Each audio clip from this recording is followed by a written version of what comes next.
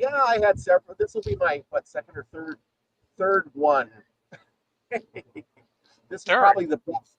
Yeah, yeah, I've had multiples throughout the years. I had a 74 Chevy Malibu, Ooh, and I was always messing around with that. My girlfriend at the time hated that car because anywhere we'd go, I'd stop and go, it doesn't sound right. And I would pull up the thing and I would adjust the tack and dwell. Because you can do it. And I would just, I always had to just do it just sounded just right. And that stupid car, I went through a fence once by accident because I took it wide. It just demolished the fence. And the car didn't have a scratch on it. wow. What year was that? 74 Chevy Malibu. It had a big engine on it. Thing drank gas.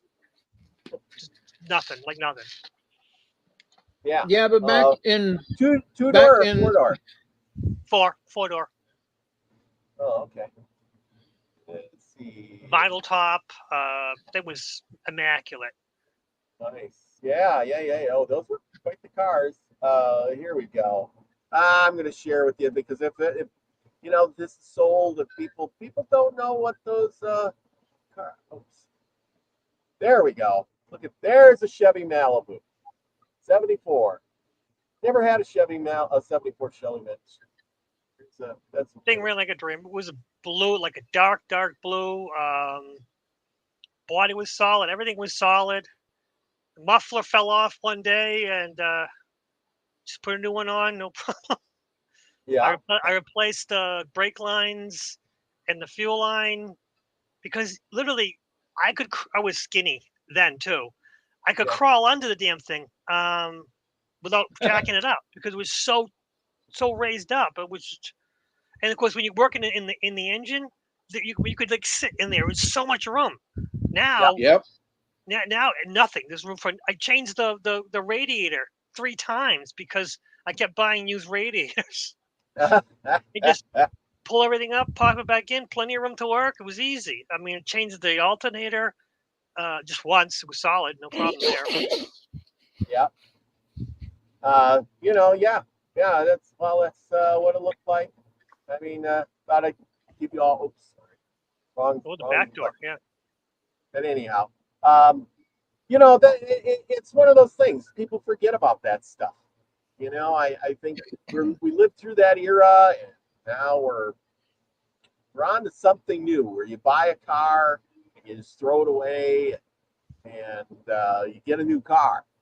You don't fix them. The insurance won't cover it. You can't fix it yourself because there's too many do jobs and things like that. Oh, is it that sensor? Is that thing? Is this working?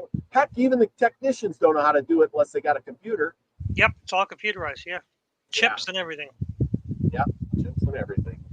So, anyway, well, let's get back on with the show. I just thought I want to share, and it's always nice. David, what's one of the better cars that you've ever had? Oh, I had a 1962 Austin Healey, and it was a Mark IV with overdrive. It had front disc brakes. It had 6 forward gears. It had 4 on the floor and 2 overdrive on electric on the dash, and that thing would fly. I took on a going to Orlando one time to pick up a friend of mine, and I was on I-4 heading from Tampa to Orlando, and there was this Porsche that thought he was all that, and me in my little hippie uniform back there. Then I was a real hippie back then. I downshifted into 4th overdrive, into 4th low, and then shifted up, and he kept shifting, and I kept looking at him, and it was one of those things where neck and neck, and then I shifted into 6th, and he had no more guts in that poor little car. And he was like hollering out the window, and I just waved at him. Me and my little Austin Healey. And then I come to find out that I had to sell it for like $125 because it was sitting on blocks, and I was in Georgia and it was in Tampa. And I come to find out that that car is worth like $50,000 now. Yeah, I was just gonna say, boy, I bet you when she had that car, even if it was still sitting on blocks, it'd be worth a pile of money, man. Yep, yep. Because it was brought over by a guy from McDill in Tampa, from England, so they didn't sell them over here. Yeah, yeah. It's a rare car to have, you know, and like you said, it's fun to drive. It's a rare car. And, oh boy, what you wouldn't give to have that car now, right? Yeah, Anyway, buddy. oh well, oh well. It's the way the world works. I know. At I think least I about all. owned it. I got Yeah, to drive it, you know. yeah. I got to drive it and have fun with it, and okie doke. Well, I just think about all the Torinos and Mustangs and, you know, Galaxies and, you know, cars, big LTDs, everything. I had them all, man. I would go through cars like water. But that's besides the point. Ooh, Yep. yeah. But anyway, Gene Hutchinson is in the house. Thank you for coming tonight. Max G, Mark the Spark Arc, Lori Elderkin, welcome all. Anyway, tonight we're going to be talking a little bit about this book and doing a little bit of review, the Alien Interview. I haven't seen it. If you haven't read it, I do have the PDF for it, and I do have book. You can get the book off of eBay or Amazon, and or you can go back and watch my shows and review the book because I read the whole darn thing that you need to be reading. So, but there is a lot of stuff in the back of the book, all the notes they had that point to stuff that they did and information. It's literally half the book. I haven't really gone through all of that, but I'm sure it's in there somewhere. But what do you all have? I mean, you both know a little bit about this book. What's your take on it? Lucky, you're taking that deep breath. What's your take on it? I don't know how to put it gently, but I think it's created more of a disinformation because it seems like there's some great information in there. Then there's just just doesn't quite fit, not quite right. And I do think that's psyops. That's what they do. They go, okay, how can we the information is going to get out there. How can we change it? How can we make it sound ridiculous? We'll attach these things onto it so that the real stuff is just passed off and ignored because of all the ridiculous attached to it. And that's the problem. This thing has got good, but also some parts that are ridiculous. And I don't have the notes that I remember, but I can't remember exactly. But sometimes it would come in good, then it would change and go, wait, that doesn't sound quite right. That sounds ridiculous. And, that's when the first time I read it, I thought I read it for pure entertainment and it was fine. But then it became more serious that this might be real and you can't trace the woman down. But again, there might be a real person this is based off of. But they had to make it disinformation and attach a fake person that you can look and go, this person doesn't exist. There's so many yes and no's with it. Yeah, okay, yeah. Then wait, that doesn't make any sense. And then there's a lot of that in that book. Yes, it made me feel like it was everything I wanted to hear. And then some. David, what's your take? You froze up? Oh, hey, there you go. You're moving. Now, are we talking about? Talking about the alien interview. We are talking about the alien interview. Yes. What's your take on that book? Okay. All right. I would.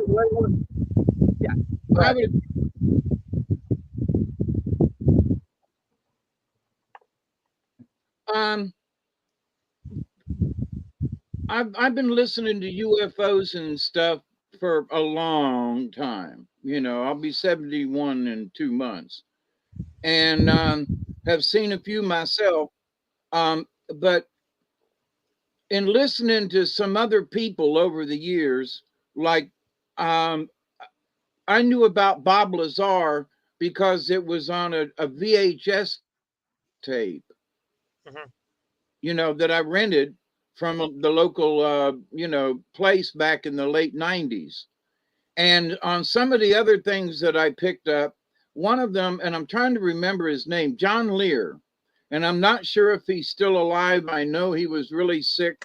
Kerry Cassidy interviewed him a bunch of times, and he was a test pilot. And John Lear, his father, owned, the Lear Jet Company kind of thing. Well, John was subject to a lot of stuff, and like him and Bob Lazar was out there in one night when they got caught, by the Area 51 police kind of thing. And that's when Bob lost his job out there. But so John was around for a long time, and he was around early on.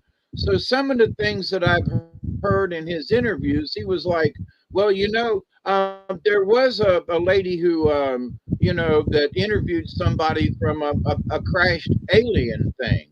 Oh, really? Well, now, whether or not it was this one, I don't know.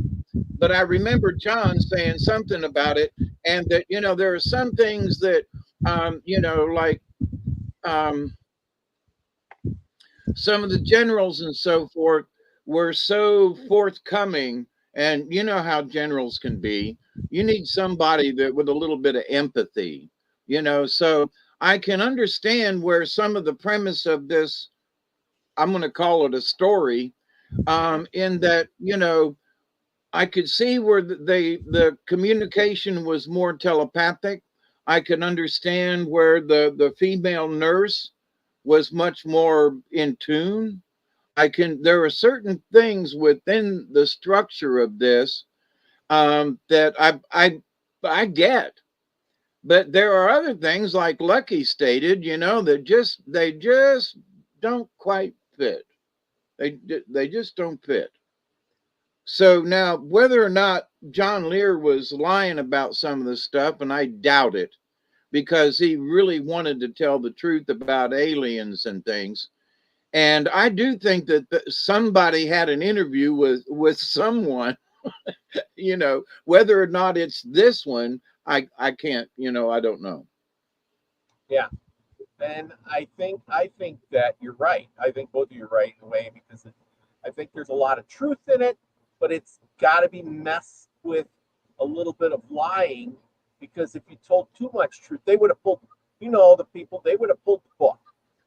And if there's, too many names given, they would have pulled the book.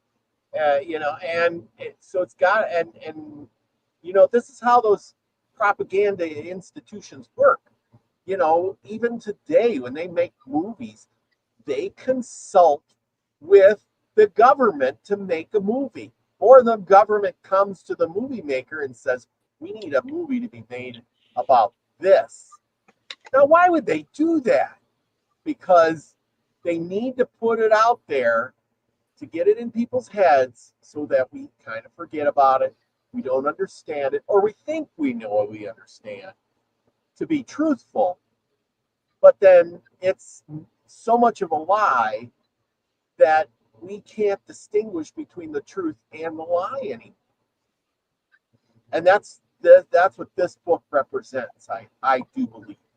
I think it's trying to sway us from the truth, but it's also got some truth in there so that we're swayed to believe it is true. Now, what parts are true and what aren't, we don't know. That's the question. And how do we now the question is, how do we determine the answers? Do we determine the answers by things that we know or we see? What is the logical way to figure this out? I mean, I've seen some flaws in that book too. Like, how did she get away with that paperwork? This is so secure, and you got all that stuff. And how did she just walk out of there? And then they put her in a relocation, change her name and all of that stuff.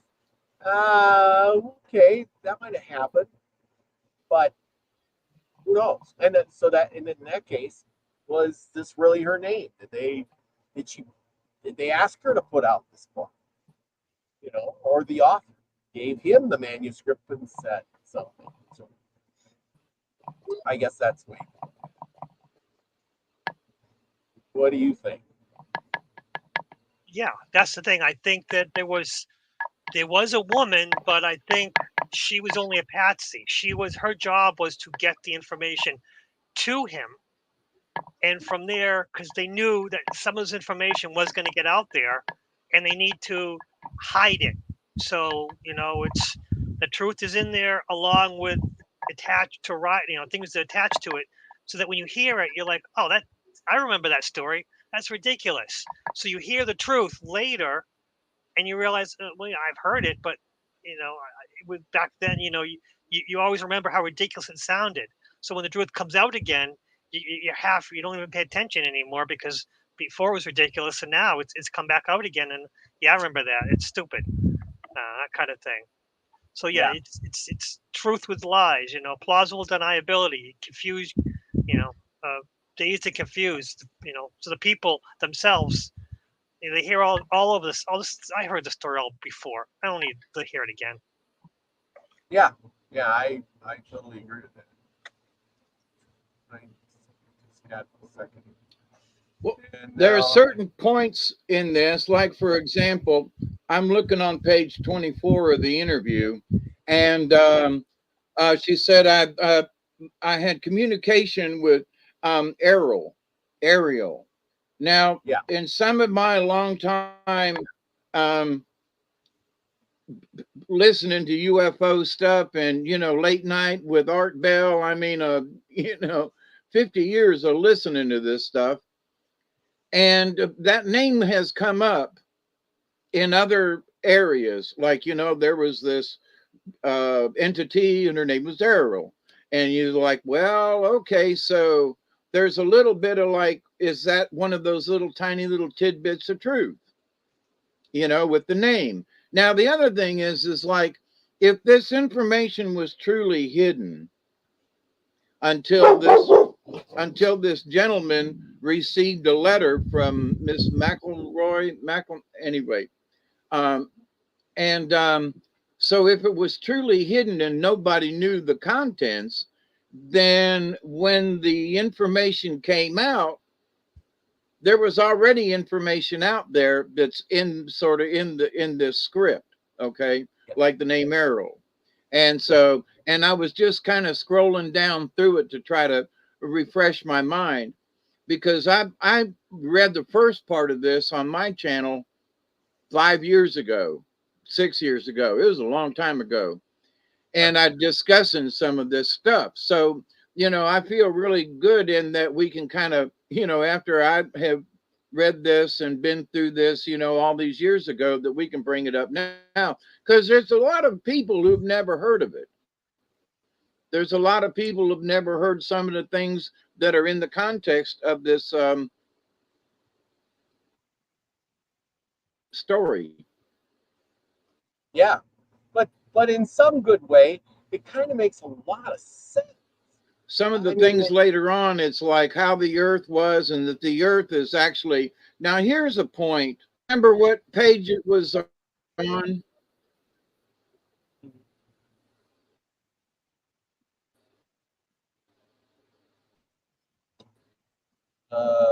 Vicky's frozen.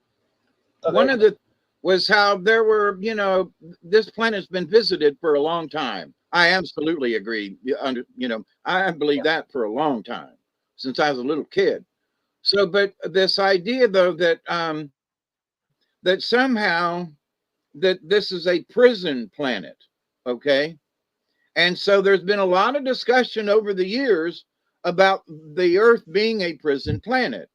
So one of the subjects was that because we have so much water, and because so many spaceships use water for their propulsion and for their fuel, but that the spaceships have crashed on the planet, but they can't come get them because there's this invisible something, and they can't come in and rescue them.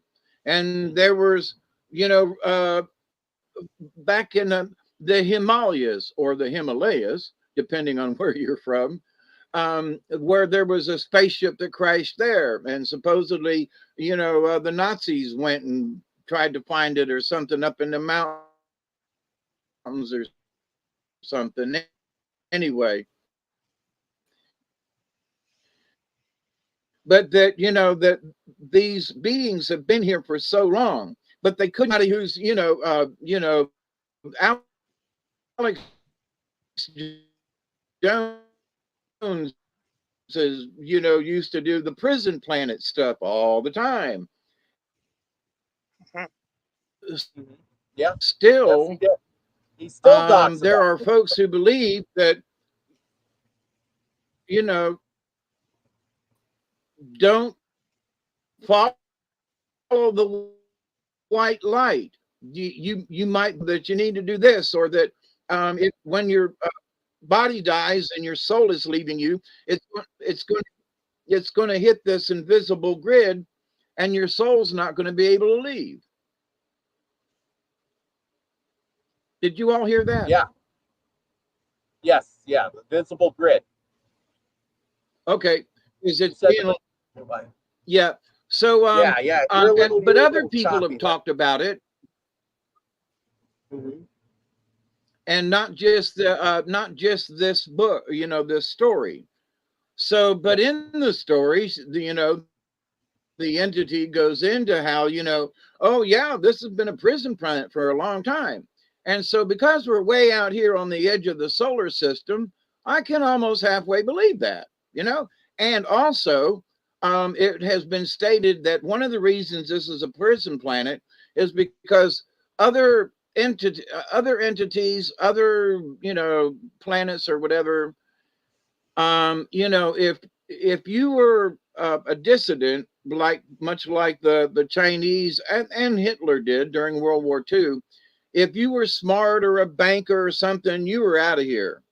If you were a musician or something, a lot of times they were executed. Artists, were rounded up and executed. So the prison planet, planet Earth, has an and I've thought about this over the years. It's got an extremely large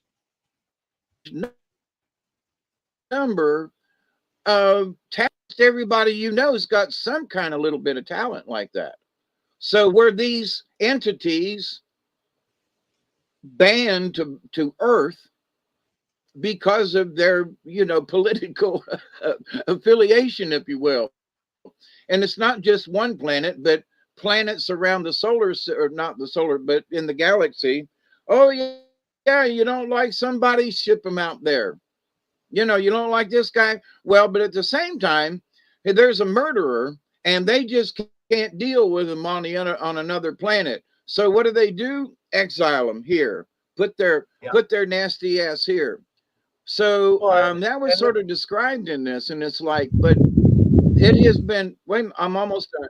It has been discussed by other people from other venues before this was published, supposedly, on the internet. Yes, you're right. The thought of us being a prison planet here, you're right. It's been talked about for a long time.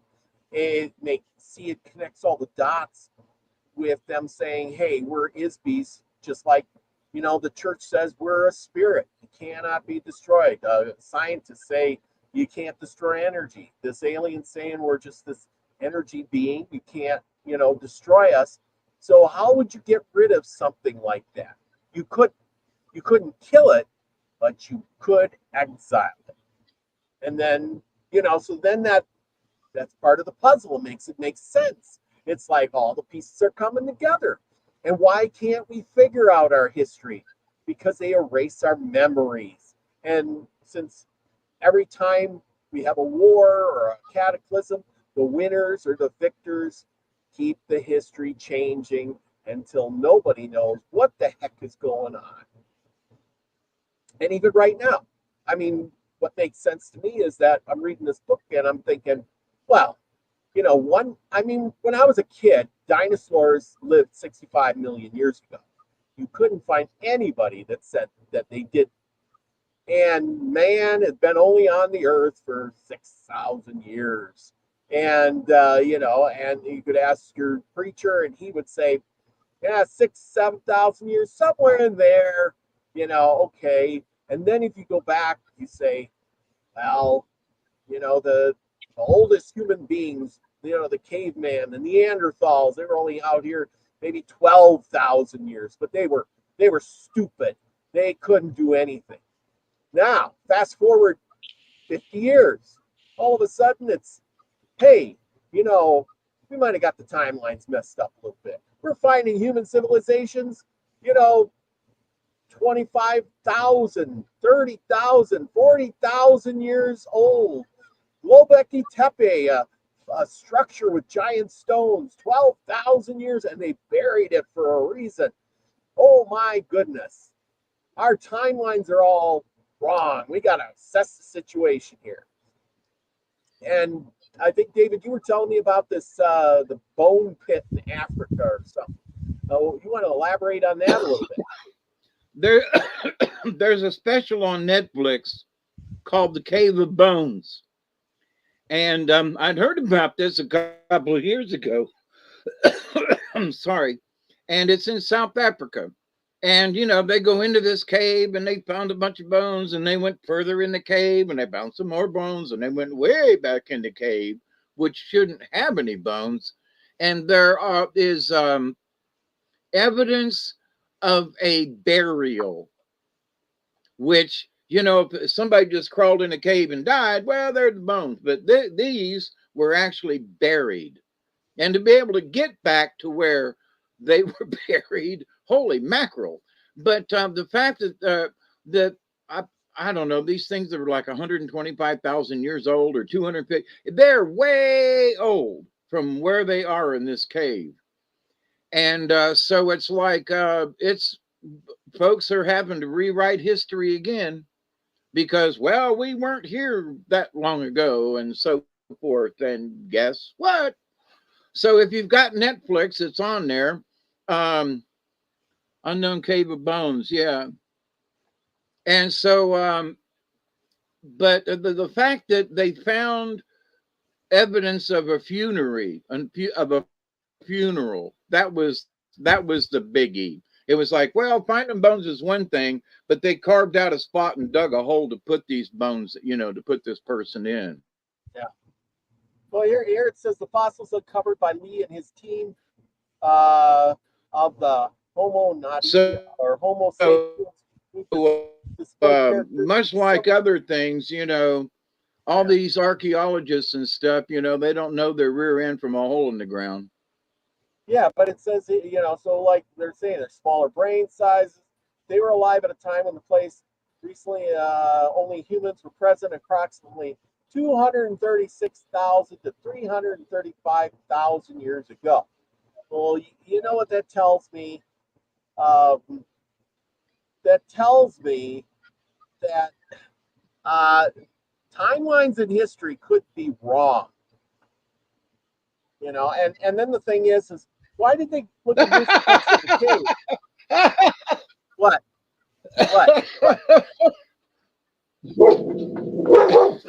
You said they could be wrong. They are wrong. I'm sorry. That just caught me off guard. I mean, I'm just saying is they could be wrong, for God's sake. Just like I was saying, a few years back, they were saying when I was in school, oh, humans did, maybe 12,000 years ago, we had Neanderthals. And now they're saying, now it's all changed. Now it's 235,000 years ago. You see what I'm saying? And then my question is why were they in this cave in the first place? Way the hell down there. No. There's other problems. You can't get in there and see. Yeah. If they were using torches, there's not enough oxygen in there. Those are dead-ended. There's no oxygen coming in and out. Yes, How did they get in there, stay and bury enough time to bury some? This doesn't make any sense logically. that's right. Just kind of like the pyramids, or kind of like a lot of these things. Okay, if you're in the front part, I could see a light and a torch. But They you're going had to crawl LED down. lights. Yeah, you're going to crawl down this chamber on your hands and knees, get into the bigger chamber, crawl up the mountain, and then go down here and get over into the back. Now, you're right, Lucky. This makes no sense. So you can bury somebody. Yeah, no sense at all, people. This is Unless they wrong. were cats, unless they were cat people who could see very well in the dark, which even cats need a little bit of light, but this How is many years? logically nothing. Yep. How old did they say that is in that article? 235,000 to Here's my 300. thing. If it was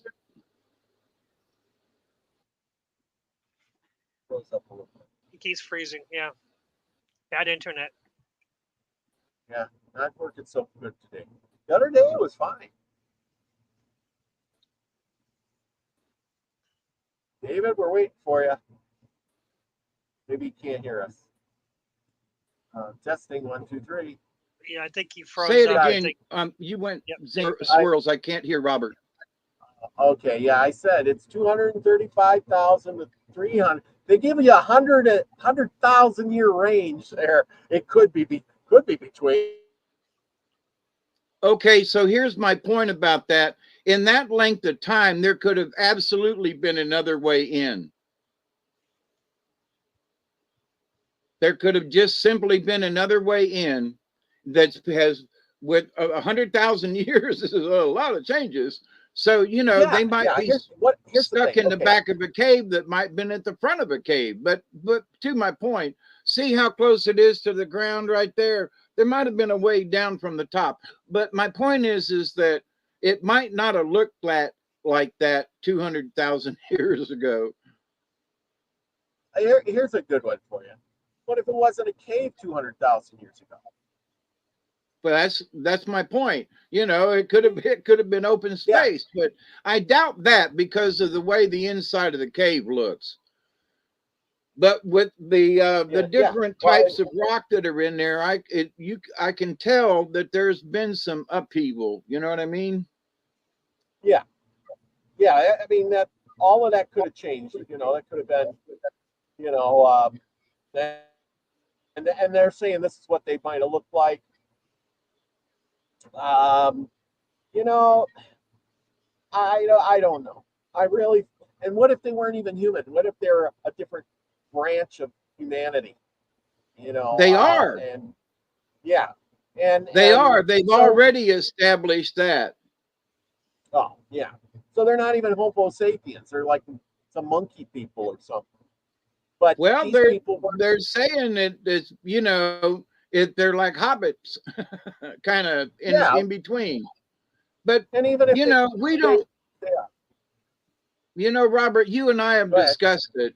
I think Neanderthal was a whole lot smarter than men give him credit for.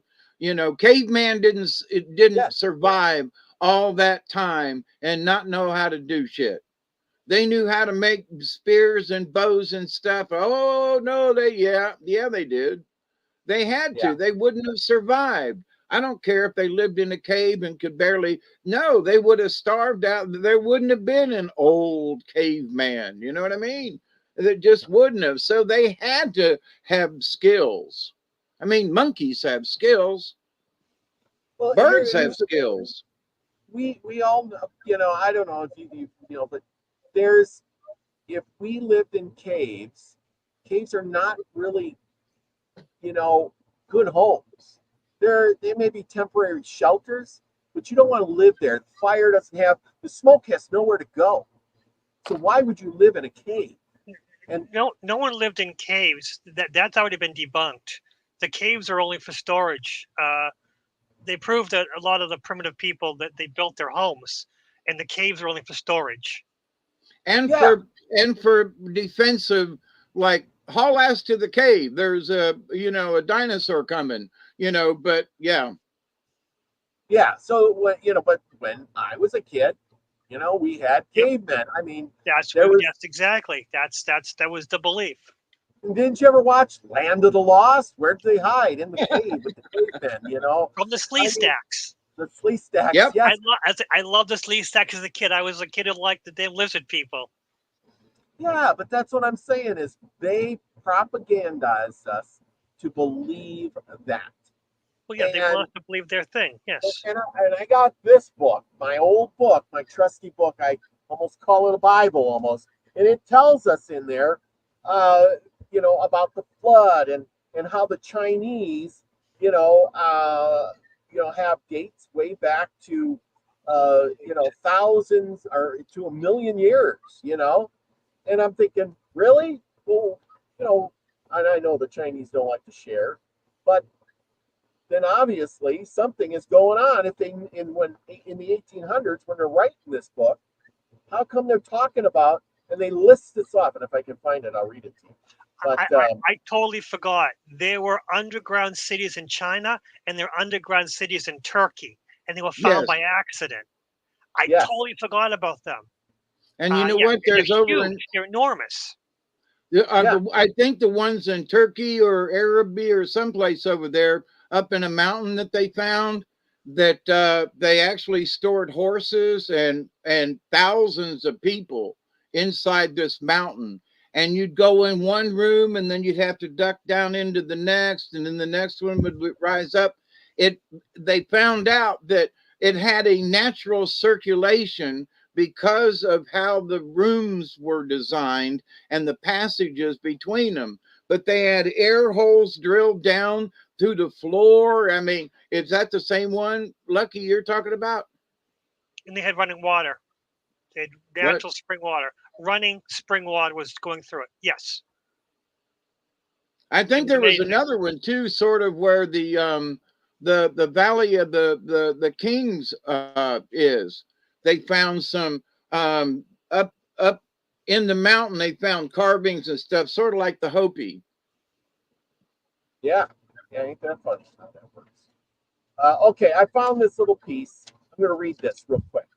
Okay, and it says, let's see, Chinese nations who, by their records, make the earth much older than does Moses. But this philosopher on this subject writes as follows: the two words "qi" and "shi" translated to period and dynasty or family, and of some importance. As they now stand translated, they would make the world very old, since no less than 10 qi or periods are numerated. We are in the 10th, whereas in the 232nd shi of dynasties of emperors are said to have ruled in China during a course of 276,480 years before Christ. As the lowest computation, and 96,962 900 or 96,220 before Christ. That's years, people. At the highest, with many intermediary calculations by various authors. And I'm thinking, holy cow.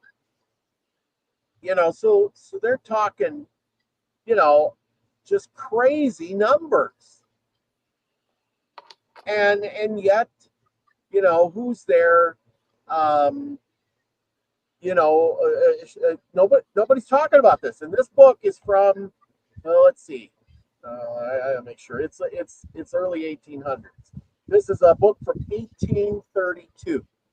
Now, if they had those numbers and calculations in 1832, how come nobody's been capitalizing and studying on that? Yet, you know what I'm saying? If they knew this kind of stuff in 1832, where'd it go? Why are we like starting over again? That's what I want to know. Yeah, kind of, sort of. So we could also talk about, you brought up Göbekli Tepe, and of course there are the pyramids, And of course, Robert, you and I have talked about it, on Tuesdays with native stuff. But with uh, the Machu Picchu and all that stuff that is all the way up on top of that mountain. And Mhm. how did that stuff get there? And how come it no matter well, somebody says, oh well, it might have been poured there. I don't care how they got there. They're got there and they're enormous. So, let's not piddle about, well, it might have been this or that. But it's on top of a mountain, for crying out loud. So and of course, the not the petroglyphs. Um, what are the Nazca lines and stuff? That can Oh yeah. mostly only be seen by the air. So we need to back this up and go, hey, let's talk about aliens. Let's talk about the Anunnaki that's in the Bible, and how did they get here and where were they from? You know, um, Also, there is old time stories that the giants, some of the really big ones, like 75 footers, were actually here to build the earth. They were some of the first ancients to come here and to plant seeds and to build stuff and to move things around, and and they left. Some of them stayed and some of them got killed out, but then some of them just were gnarly sons of guns and ate people. you know and even in all of the Grimm's fairy tales and in all of the old stories, I mean, I read a story the other night about Maneater, and he was a giant, you know. And so um, the history of some of these things goes so far back, but that also, the Hopi and all these other native tribes, like right now, we're in the dog days of summer. Why is that? It's because the dog star in Sirius is prevalent in the southern sky. That's why. But many tribes believe that our ancestors come from the dog star.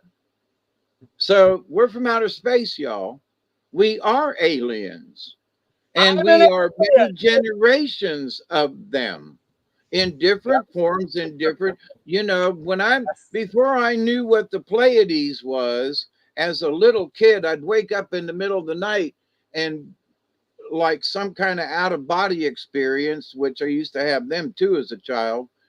But I've often wondered. Somebody told me years ago that I was Palladian, and I was like, okay, but I just don't talk about it much. But there's been a lot of weird things that kind of sort of relate that I might have Palladian ancestry. Okay, I'm Yep. not going to Uh, claim it what?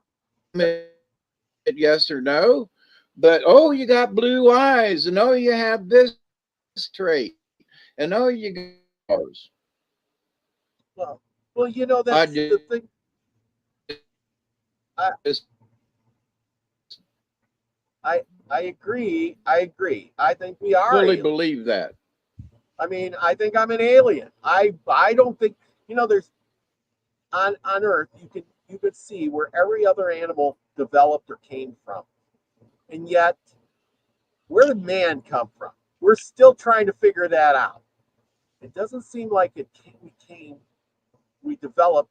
And I can't tell. I tell you what, when I was in science class, when I was in school, and you probably all were too, and they said, my science teacher sat there and said, "Oh, this amoeba developed into a fish, and then the fish developed into a land mammal, and that land mammal developed into a dinosaur and a mammal, and then next thing you know, you had monkeys, and monkeys developed into people. There you go. Here's your timeline." And I sat there going, "Wow, okay." You know what I mean? But I don't Yeah. know. Did your science teacher teach you And that too? oh yeah, I mean, and it's still being taught. But the thing is that for a long time I have been, where's the missing link? And I mean, when I was in grade school in the 60s, I was not believing this stuff. And, and I didn't have any reason to, other than it just sounded fishy. It just didn't sound right. And I think that's some of the inner knowledge that some of us retain when we're reincarnated. And so I think this time around, there was a certain amount of information that just kind of stuck with me. And some of these things, like aliens, I just always said, yep, you know, okay. Where other people argue and know they can't exist and blah, blah, blah. I have just been, yeah, I'm, sort of like my Native American folks, who they just know it. They just believe it. It's not an argument. And, with them anyway. But so with this missing link thing, the missing link is the Anunnaki. They came down here and tinkered with things. That's the answer. And it is in the Bible for them folks who want to say, "Ooh, the Bible, it's in there." The Anunnaki, the giants are in there. Yeah. And so these things did exist. There's still some the giant of Kandahar that recently over in the Middle East. There are obvious signs of giants. So, but so wait a minute, wait. Where did the giants come from? I mean, did so. But if you read some of the stuff, and I can't remember what, but they either came from, I think they came from Saturn or something, but they came here as builders of some type back in the ancient days. Ian Isby read the book King Og, and in that book, it said that the giants, some of them, were old, and they came from some other place and worshiped other gods. They were not from here. And it said they came from the sky and came here, and they weren't originally from here. They were hinting at the fact that they were not originally from, Earth. They came here from some other place. So they didn't worship the moon and they didn't worship the sun. They worshiped something else because they did not come from here. So that just tells you. Then it tells in there. Now, I don't know how true that book is, but it does say that, all of a sudden little people, little selves showed up.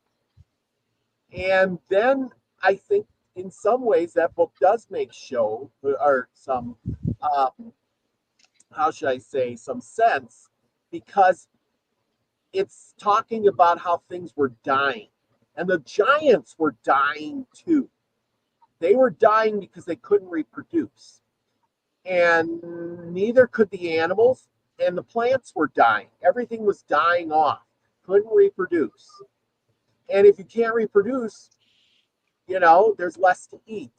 And there was less to eat. The giants were out in the oceans trying to, catch the bigger fishes and things like that because they didn't have anything to eat. But if you were a small person, like they said, the smaller selves, well, you didn't need all that food. You needed a little bit of food to survive. And that makes sense then. Does it not? Yeah, absolutely. But this could have all been not just 10,000 or 20,000. This could have been 100,000 years ago or 200,000 years ago. And we just can't remember. Our records just don't go back because something happened, I would say 12,000 years ago, that kind of left us in the dark. That's my thoughts. I think there are, Lucky, you got something to say? I keep jumping in here. There's too much to unpack, so go on. What? There's too much to unpack. Oh, I see. I'm a biologist. I'm an educated biologist. I have a master's degree in genetics and embryology. So what you guys have said has been so off the mark, but I can't get you back on there. So you Okay. continue with yours, because that's the problem. Okay. Yes, if you look at the development of the human fetus, it has gills, and early human fetuses and early chicken embryos look the same. So humans are from Earth, and like you said, we're all aliens. No, are you an American? You were born here, so we were born. So we might have had alien DNA put Yep. into us, but we're still Earthlings. We're not aliens. We belong here. Oh yeah, that definitely now. Yeah, for sure. We've adapted, and just like anything else, you know, you put Oh, I something agree in with an you. environment I agree with that you. I agree with that, it. In that ancestry, thing adapts. Yes. So no, that was great input. I didn't know that. That's you But know. again, you're trying to take a lot of information and put it into a brief thing, and I'm trying to pull out like, oh my God, you've gone here and here and here and here, and then go. And monkeys, humans did not evolve from monkeys. Monkeys are a whole different line. Yes. Just It's because they look it, like us doesn't yep. make us up. and Per se. amoebas, we're not related to amoebas whatsoever. Amoebas are a whole different cell line. So yeah, but again, that was my education. I work in pharmacology. I look in pharmacy. I work in the ridiculous thing, and that's a business in itself and wrong. Um, what's happening in pharmacology is off the mark entirely.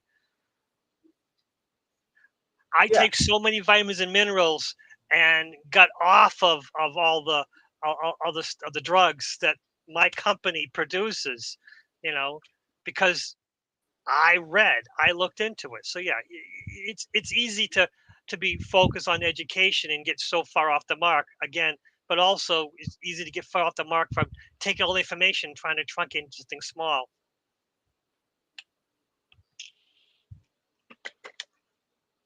Yeah. It's a lot of Well, information. Right. It's a lot. yes, it's a lot. Well, Like I said, most people are speculating, and when this era we were reading the get back to the alien book, Ariel's saying, hey, you know, a lot of this stuff was really engineered in part of the book. And it says that, hey, we engineered it and it took a long time. You know, we're talking thousands of years to make sure it fit into place with everything else. So one thing didn't destroy the other and it lived in harmony, which makes a lot of sense too, because you can't just introduce something in like we'll just use an aquarium. A lot of people have had aquariums, and if you have fish in there, I've done it myself, and then I went out and I caught some baby panfish or whatever it was, and I put them in with my goldfish. What do you think happened? It depends how big, which one is bigger. Well, they're all about the same size. I had some pretty good sized goldfish, and I put in these little bitty panfish, you know, or whatever the heck they were. I don't know, bluegills or something, but they were small. They were small. But Bluegills in a small tank. The bluegills are kind of aggressive.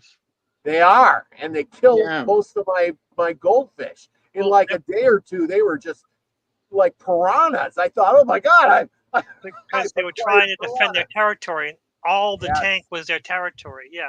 yes. Yep. Even though I just introduced them, you know, the goldfish are just swimming around, having a good time, and you know. So anyway, Well, I want to go back to the alien thingy and long time ago. You know, there's a lot of evidence that the Anunnaki, sure enough, had something to do with our evolution. Okay, what they did specifically, but Lucky, isn't the top pair or something of our DNA strand like swapped or something? It's I don't know what you're talking about. I have no idea what you're on our talking about. DNA. There's one of I the know DNA. Yes. one of them is like twisted or something, and we're the only animals on the planet that have that. chromosomes. You're talking about chromosomes. There are Yeah, 42 of yeah. them. No, Yeah. it's I don't Yeah. know anything anyway. about it. It's a they're not. Everything else is side by side, and then there's these that are like crossed over diagonally or something. Not that I don't know anything about that. That might be something that it was might be recent. The way No, things it's are, not. there's so much. It's not recent. It's just that we're the only ones that have that cross thing. Anyway, I've never heard of that. So that's the thing. If it wasn't recent, I don't know anything about it. I'll Cross have to find DNA. that. I'm gonna I try hope to it look don't it up make right me now. feel like I'm crazy. I think you're thinking about the chromosomes, the Y's and the X's, the chromosomes. So I think I'm not sure. I just remember seeing this, strip of stuff and the top pair is messed up. But anyway, so in my opinion, I think that's where, the Anunnaki messed with us. The different races, in my humble opinion, are from the different races from outer space. How can you get a black man from a white man? I'm just asking. And how could you get a pure white man, although they have albino blacks? How could you get a pure white man from a black person? And I'm not trying to be racist. I'm just saying all the other races and things you can kind of like, but to to get polar opposites and to have such things like the melatonin in their skin and stuff like that, which us white people just don't have. Can that actually be bred into us? Could we take black genes and put them into a white person? And I don't, in order for us to have, darker skin color and that kind of thing, or vice versa. Back in the day, Michael Jackson wanted to be white and they used some kind of bleach compound on their skins to try to lighten their skins, to be more like white people. But I mean, genetically, I think the folks in Africa have been black for a long time. I don't think they came from someplace else and were modified to that. White people, I think, are the same way. The Europeans and further north, I think they were white from the get go. They weren't from, although there is some evidence that we all came from a single pair. yeah. Well, but then again, that's what see. This goes back to the book. That's what makes the book so much believable is because Ariel said, "Hey, you're all the same. The reason you got different colors is because those are like brands. One guy was branded black, one guy was white, one guy was red, etc., etc., etc. Because that's the brand. Because you were built. You use the same mold and you were branded by a company. Which, Yeah. Now here, I got this thing up before so we can get on with this. Is this what you're talking about? This is the thing about the DNA, and he talks about this creator thing in your DNA, and this is what the twisted thing you're talking about. Is it not? I don't know. I can't see it on my screen.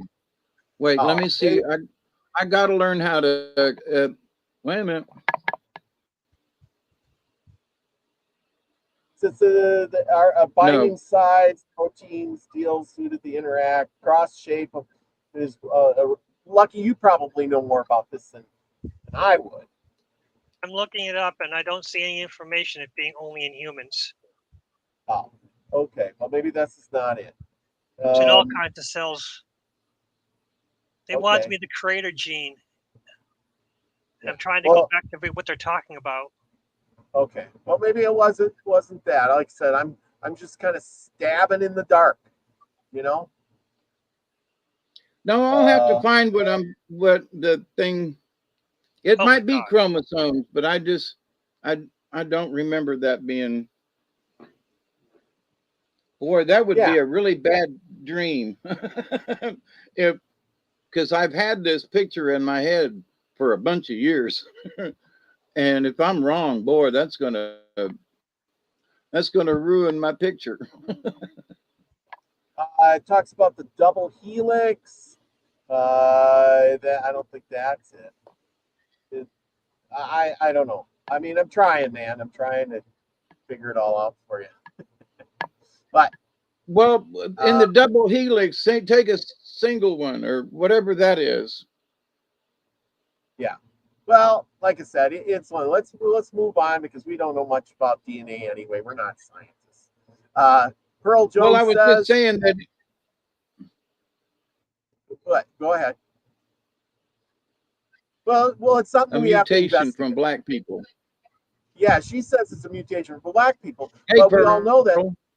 most of the most of the white people came from the north, and the black people came from the south. Because you just necessarily From never Africa find, mostly. yeah, and they kind of met in the middle. Now, why that is, I don't know. And then we just don't know Guys, what.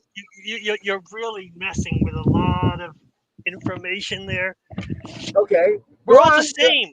Doesn't Yeah, matter color, race. The Asians are dark skin or light skin. White and black.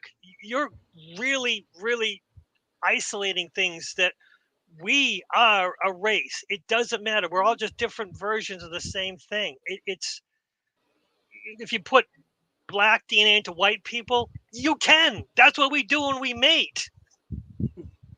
it's true. This is true. See, this is why we got you It here, doesn't Lucky, matter.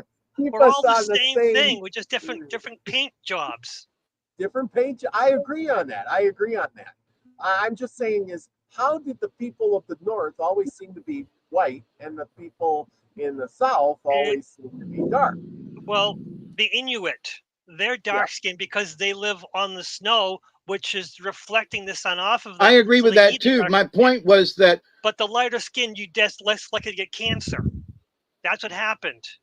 The dark skin, they were protected against the cancer, while us white people were in a bad place, which didn't have as much snow, but had less sunlight. So we needed less pigment, so we could absorb the sun for our vitamin D. Without vitamin D, we're dead. That's yeah. why we're light skinned. Mhm. White people are a genetic abnormality, while the Asians have a much more rainbow. Us white people are definitely, green eyes are rare for a reason. Blue eyes are actually not as rare as green eyes, and there's a reason for it. I have green eyes, and we're a genetic abnormality. Huh. See, I didn't know that no, I what have either. a I lot was of We're learning mutants. lots Yeah, of stuff. Hmm. what I Interesting. was See, we're learning all suggesting kinds of stuff. Go ahead.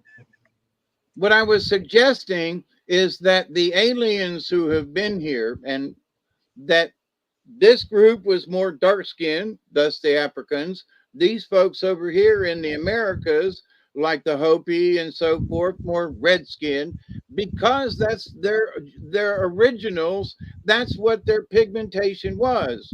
I'm not saying that this about. I'm suggesting that's how we can get to these things. Simply, oh, you guys are darker. Oh, okay, and you left a crew down here like the like Star Trek, and they have colonized this place. And there's from other UFOs, especially Dante. They've been around for a long time, and the Charistas has established um, different little conclaves all over the world in different places. And so they would be predominantly of one origin because this is where this group came in and started this conclave. And from that, it worked out. So these could have been black, these could have been more brown, these could have been more red, is my point. Not that they were, but it's logical in my head. Oh, you guys come from the dog star. Okay. That's why you look that way. Okay. So, so Lucky on a biological thing, being a scientist guy, But all then in all, I do you think think that do you think the human beings were tinkered with. well, yeah, but but Lucky, on a scientist based question, then which race did they all originate from? Africa. Africa. So we at one point we all That's where you find the predominant amount of the chromosomes. The main way of tracing is from the mother's mitochondrial DNA.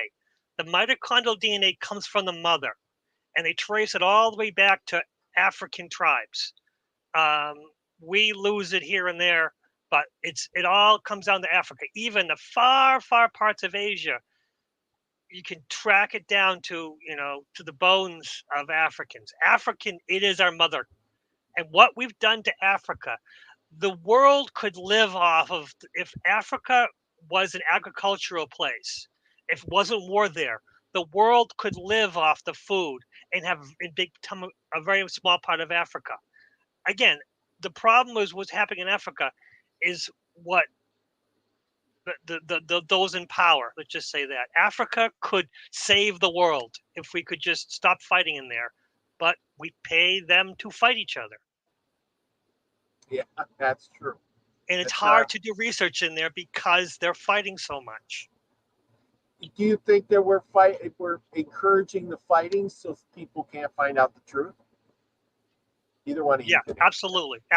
There's so much in Africa that we can't get to because of the wars. David, you think that too? Absolutely. I can't remember the guy's name, but he's done some stuff over the last few years of some of the strange circles that are in South Africa. There are these rings and Yes. Michael Tellinger. Tellinger, isn't that? Yeah, Michael Tellinger. That might, okay. I think that, and there's a lot of acoustic things and tones and stuff, and it's like, oh my God. And that ain't counting some of the ruins and things that are lost in the jungles in Africa. But and years ago, I did off on a tangent about Africa, and there was a get together of this particular tribe. I think it was more on the West Coast. I'm sorry, East Coast. And here are these, 500-600 people, men and women, and they got cell phones and everything. But the women are topless and the men are in little, grass skirts running around. And they're doing this ancient ritual that everybody's got together. So with all these semi-naked people running around and little children and everything was calm and peaceful. There was nothing going on. And I think to myself, here's 1,000 people at this function. And it was recorded. There were people doing, video and the dancing and stuff. And all the topless women. And you'd say, but they got cell phones. Aren't these people like worried that somebody's going to see them or something? No, because in their mind and who they are and how they grew up and that type of thing. And it's like, not necessarily do we need a bunch of people running around naked, but we need that sort of, camaraderie between people. And if you got to get naked to do it, okie dokie. But everybody mesmerized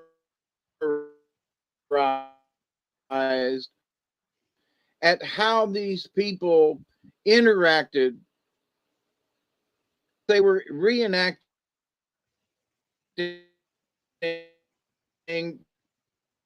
their tribalness, I guess, like Native Americans would do. But I mean, I just weird. Here's some pictures of the stone circles. But it was youngins. If you, David, I don't know if you can see this, but here's some pictures of the stone circles. And you can see them best from the air, but you can really see they're all over South Africa there. Yeah. So anyway, they say there's thousands of these things. So the question is who was here way back in the day making these things? I mean, this took a lot of effort for people to make. They didn't just make these for fun. Don't tell me this was somebody's house, because when they made the stone circle, they made it round. There's no gate. You know what I mean? What was the point? Yeah, they're like tuning forks. Yeah, yeah, exactly. So, it's just something to think about. What were they for? Who made them? We'll never know because they were made thousands of years ago. Thousands of years ago. And they're obviously made. Oh yeah, yeah, yeah. It's not No some doubt kind about of nature didn't do that. it. Well, they got some of this stuff in Japan too. Yeah, Oh, really? yeah. It says here the prehistoric sites in northern Japan. Huh, interesting. Yeah, Did not really. know that. Did not know they had prehistoric sites in Japan like that. There you go. Huh, interesting. Something with the Vikings. You know. It took a lot of effort to move these stones. Have you ever tried to move a stone? Yes. And it takes a lot of work. You need a lot of guys. You just don't move a big stone like that with your wheelbarrow. Unless you're a giant.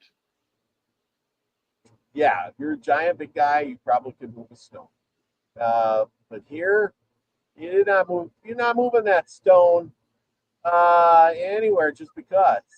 It's, you're not piling them up and like that. These stones, you need big machinery, big machinery. Look at here's a guy standing next to that stone. You better be a giant to move that stone, or better have 20 guys to move that stone. But you could move it with, like the wagon to hold it. You know what I Yeah, mean? yeah, There's so much engineering that goes not just with moving the stone, but well, moving it like from left to right or up and down, but I mean, some of these stones are toted miles, you know. yeah. And look at this one. These are on the top of a hill. Look at you can see out for miles there. You're gonna take that stone and put it way up there? I don't think so. I don't think you're just gonna haul it up there. There's that Uh, one place, I think it's in the UK, where there's a bunch of, it's a hinge, but they're just stacked like for a mile or so, just across this field. yeah. I And don't know. some of them are bigger than others, and it's like, what are they there for? Yeah, don't know. Why do people build these things? That almost looks like a picture of a something, but Yeah, what the heck was it for? I don't know where this is at, but still, you know, I think here's there's a lot of things that we don't know anymore. We have lost a lot of information. well, And that's what and we're I saying. Is the only reason that we're trying to figure things out is because every time something happens, we lose the information, and the winners write the history. And this is what we read in the book. Ariel's trying to say, hey, all your history is messed up. Now, maybe that's the truth of that book. Maybe not the stuff she said happened or did happen or aliens created everything. But the truth part is that because that's what resonates with me is that, hey, she's saying the truth is kind of messed up. And I really agree with that. You know, uh, I mean, no matter which way you look at it, that's the basis. Our history is kind of screwed. And we're trying every day, we try to figure it out. And something new comes up, like the little mummy people or the bones in the cave or the DNA, as you were talking about, Lucky. We are. Me and David are arguing over where people came from, and you're over there saying, "Listen, we're all human." You're right. We are. We're all human. And how we got this way, I don't know. I really don't know. I mean, it just seems that if if the black people we started all out as black, then there was quite the mutation into white versus because I sure don't look like a black person, and I don't have there's other people who are alabaster and they got the red hair and their whole skin is as white as a piece of paper. And how'd you develop from that to that? It's like saying you're going to have a white tiger out of a bunch of yellow ones. And yes, it's a mutation, but to keep it going, that's a little hard to do.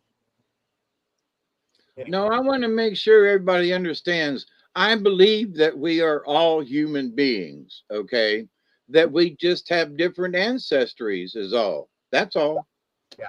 You know, we're all human beings and we're all the same. You know, we got slight differences here and there with A, B plus, A blood, you know, whatever. But no, I believe that we are all human beings. Absolutely. You know, but I just believe that a long time ago when there were fewer of us, that we were visited by other spots and them folks stayed. I mean, there's evidence if you listen to Dante's channel, there's evidence with the Azazians and the Charistus that they've been here for a long time, and they came here in spaceships. They're still coming and going in spaceships. You know, it hasn't changed, and they've been here for the last 10,000 years, and that's their history here on Earth. So it's like, okay, so my understanding of that and belief in that, then there got to be some other races who came down here and transplanted some other people. That's all. No, I agree. We got one last thing I'm going to show you of my screen capture of the spaceship. And I don't know, it ain't very long, so you know. Spaceships. This is what I caught on film the other day. Oh, stop. I did it wrong. Sorry.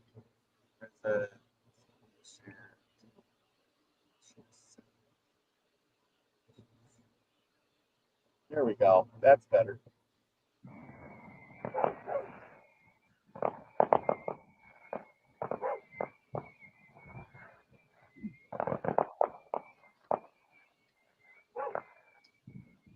Where in the sky was that? Yeah. Mm-hmm. I don't know what it is. Some kind of UFO thing. Maybe. It's just floating there.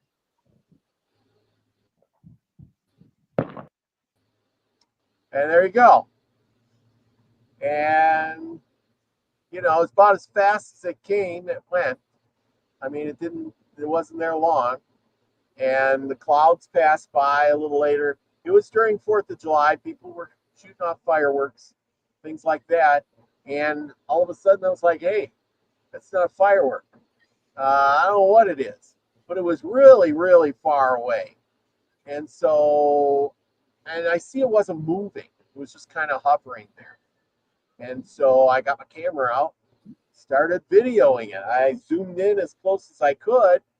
And then, you know, after I got done videoing it, it lasted a little bit longer, and then it just, poof, gone. It was just gone. And so, I mean, when you could see it really good, and I thought, well, maybe it's one of those floaty, you know, Chinese lanterns, you know what I'm saying? But it was way too bright. It was almost like a star, and that's how I noticed it. I'm like, well, that's a firework. Oh no, that's got to be an airplane, and it wasn't moving. And I'm like, well, that's too high up to be a firework, and it was a Chinese lantern. It would have been moving with the wind or going somewhere. It would have been going up or going to the side. It just sat there. I don't know. What do you think of that? I know Amber Dawn, she had one on the other day she was showing, and it looked very similar to mine, and that she had videotaped. So, yeah, who knows? The concentric circles on the inside that kind of pulsate. Yeah. I've seen similar things like that. Years ago, I was standing outside about dusk, and Tallahassee's to my southwest a little bit from here. And there was this orange thing that started out of Tallahassee, and I'm just watching it. And I was like, well, that's a, you know, airplane or something, because Tallahassee's got an international airport, blah, blah, blah. Nope, there was no blinky lights around it, because there were other aircraft taken off that I could see in the sky that did have blinky lights, right? Yeah. So I'm watching it, and it's coming closer, and it's getting almost over the house, and it gets just past straight overhead, and this really bright white sphere pops out of nowhere, shoots a laser at the orange one. The white one disappears, and the orange one just went poof. And I went, "Holy crap!" And my guide said, "You've always wanted to see, what's going on up there, and see, there's part of the war going on. We blew one up right up there, right in front of you." And I was like, nobody's ever going to believe this, but I saw it with my own two eyes. And south of me, there is one of those, what is it, a triangle on both ends. They share the base. Is that a tetrahedron? I'm not sure. Well, it's called a Merkaba when it's 3D, but two triangles on top of each other. There are there are stones like that that are got a triangle. Anyway, it looks like that, but the thing is that it's the color change that it does. It goes through a green and a white and a red and a blue and a green and a white and a red and a blue, but it's shaped like this, and it just sits there. But due south of me is the ocean. Huh, wow. Well, a lot of stuff to take in. Well, we're hitting our hour and a half mark, people. Oh, really? Ooh, this has been fun. Yeah, it went so fast. I want to give a big shout out to Michelle K&M Free, Gaza Cab. Hope he sends me that footage. I'll play it next time. We'll probably have some more alien shows. I am going to get into, I don't know if you guys have ever heard of this guy, and his name is Paul Wallace, Escaping from Eden. He's got multiple books out there. Scars of Eden, talks about Echoes of Eden, and his latest book, The Eden Conspiracy. So if you've read his books and like that stuff, we're going to go through some of that this next week. And kind of deals with aliens, the Bible, the whole 9 yards. If you want to join me for some of that, you have his book, you want to talk about it, let me know. I'll send you a link. It'll be a lot of fun. Good stuff to talk about, interesting things and facts that we could research. It should be a blast. So join me with that. And remember, go and join Nina the Mystic tomorrow night for Sin Day Live, where she's going to have Diane Martino on. And then, of course, join me and David back here on Tuesday nights for Native American Myths and Legends.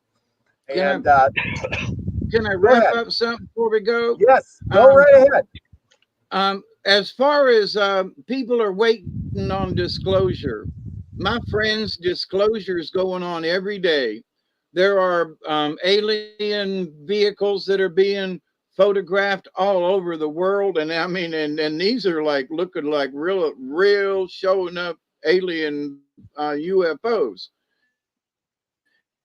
And not only that, but the government's trying to put out stuff, and then they're withholding stuff. Listen, we are in about AI in the movies, and as many of us know, the movies project a lot of what's going on, and so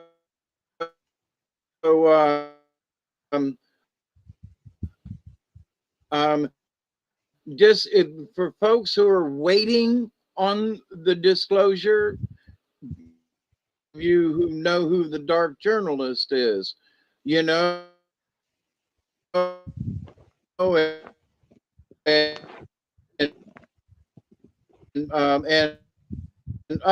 other folks, NASA saying, "Oh, here's a biggie, $1 worth of metal." Okay, and they're talking about how they would mine this asteroid. Now, if they can't get a space shuttle out from outer space, how are they going to bring in an asteroid? How are they going to mine it? Now, pay attention to this. They would mine it if there were facilities on the moon. And one of the things that people have been seeing out in the atmosphere looks like this great big giant lens. And I submit that there is a Fresnel type lens that is out there in space. And it's kind of been seen on some of these radars over the last few years, too, by the way. And that this thing is a giant furnace. So, how can they make vehicles? You know, but they can't be taking this stuff up and down, in and out of space if they're building a secret, you know, space program. They'd be building it in outer space. So I contend that there's already a furnace up in outer space, because that would explain what that Fresnel looking thing is that shows up every once in a while in our atmosphere and looks like another sun. But it's got a focal point. So what about at the other end of it is a giant furnace for melting exotic metals in space that can't be produced here on Earth because of gravity. And so the moon would be the perfect place. And oh, we want to go back, but we can't because there's aliens there. But why would they talk about wanting to grab this asteroid and mine it? How are they going to get the metal back to Earth? It burned up. Where are they going to bring it in? I mean, the idea of mining it does not make sense from an Earth standpoint. But mining an asteroid makes, drag it over and just kind of leisure. So anyway, in the news just yesterday was how this quadrillion dollars worth of metal in the, how you going to get it here? I'm sorry. How you going to get it here? Yeah. Just stop and think about it. You make a good So point. there's more going on than what meets the eye, is my point. Why would they talk about mining an asteroid when we can't use it down here? Something else is going on. I totally agree. I would totally agree. David, you got a show tonight after this? I don't know, maybe. If I feel froggy. Okay. Usually I wind you up and then you do. So anyway, Lucky, don't forget, people, to go over to Lucky's channel and subscribe over there and watch some of his cat videos, because that seems to be the popular thing, trains and cats. Thank you, Lucky. But he's got a lot of good stuff going on over there. Listen to some of the stuff he has to say.